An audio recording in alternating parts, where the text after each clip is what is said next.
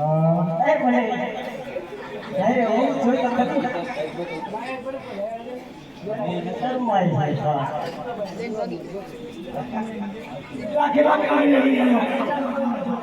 કાગરિયા બનેલી કઈ દિયો તો કેટલા ભેગા કર્યા